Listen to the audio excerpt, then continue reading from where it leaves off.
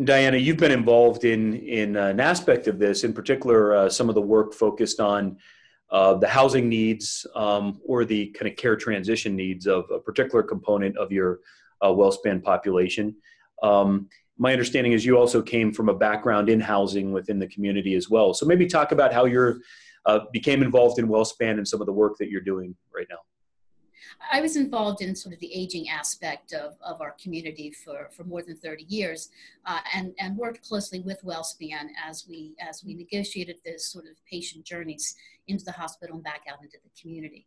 So a big piece of what I did early in my career was really working with communities. So I have a wide network of community partners and really believe that by joining with the community, that's how you make progress, and that's how you come together to look for the road forward. So it was natural as I sort of aged out of the aging world to come to Wellspan and support some work around transitions to care for people who ended up in the hospital and had a very difficult time finding the best path forward. There's a lot of barriers, and Wellspan is a system who really believes that housing is health. And so when you have that philosophy to help drive progress forward, I think, we've recognized some pretty significant gains. So let's talk a little bit about that housing is health, because that's interesting. But a lot of our viewers, may not quite understand that. I mean, it's from someone who doesn't think about this issue or maybe somewhat naive. We drive around, we see apartment units, we see homes, we see people walking on streets. But this idea that there may be a real housing shortage or problem or a vulnerable component of our society from a housing perspective may be unique to our viewers. So could you talk a little bit more about that relationship between housing and health? So I think probably around 2015, 2016, early on, we started to see utilization patterns with some of our community members where they were seeking healthcare services repetitively.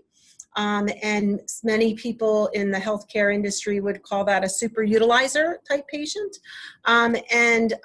We started to notice that pattern often mirrored or hid issues of gaps in the social structure in our communities.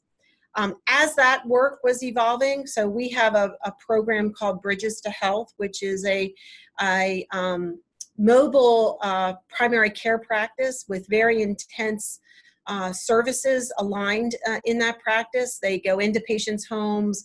It has a social worker, case manager, nurse practitioner.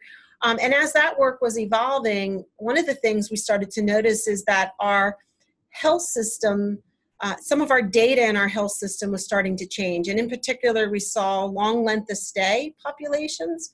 And just like with the Bridges population, as we delved deeper into what was really driving those issues, it was gaps in social structure that really became apparent. And so using a data-driven approach, we started to look deeper at it, but also look to innovation and turn to some community partners to help address those issues. It's really hard if you're a patient who has unstable housing or isn't able to keep their utilities on, it's really hard to even provide something as simple as refrigeration for medication. So, it's hard to focus on your health when you don't have a warm place to stay at night. Yeah. So, we across the gamut, we might have individuals with housing that are not able to pay their utility bills. We might have individuals who are homeless, either, sort of recently no longer able to afford or have housing or for other reasons. I suppose, changing in family circumstances, aging of the population. Do you segment, sort of the population at risk along those dimensions or other dimensions when you think about the work and how you're trying to address the needs? Yes, we do, because each of those patients is unique and the needs they have for post-acute care is unique.